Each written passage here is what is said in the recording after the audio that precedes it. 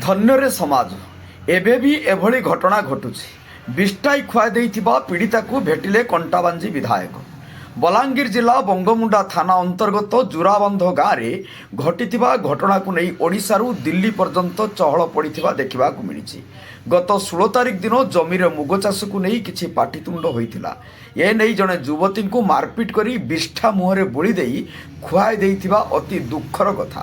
ସୂଚନା ଅନୁଯାୟୀ ଜୁରାବନ୍ଧ ଗୋଟିଏ ମାଓ ପ୍ରବଣ ଅଞ୍ଚଳ ହିସାବରେ ବେଶ ଜଣାଶୁଣା। କିଛି କଥାକୁ ନେଇ ଅଭୟ ବାଗ ଓ ଯୁବତୀଙ୍କ ମଧ୍ୟରେ ପାଟିତୁଣ୍ଡ ହେବାରୁ ଯୁବତୀ ଜଣକ କାହିଁକି ମୋ ମୁଗ କରିଥିବା ଚାଷ ଜମିରେ ଟ୍ରାକ୍ଟର ନେଲୁ ବୋଲି କହିବାରୁ ଅଭିଯୁକ୍ତ ଅଭୟ ବାଗ ରାଗିଯାଇ ଯୁବତୀଙ୍କୁ ଗାଳି ଗୁଲଜ କରି ବିଷ୍ଠା ଆଣି ତା ମୁହଁରେ ବୋଳି ଦେଇ ତା ପାଟିରେ ପୂରେଇ ଦେଇଥିଲା। ଏହି ସମୟରେ ଯୁବତୀଙ୍କ ବଡ଼ ମା ପୋଖରୀରୁ ଆସୁଥିବା ବେଳେ ମନା କରିବାରୁ ତାକୁ ମଧ୍ୟ ତଣ୍ଟିକୁ ଚିପି ଦେଇଥିବା ଅଭିଯୋଗ ହୋଇଛି।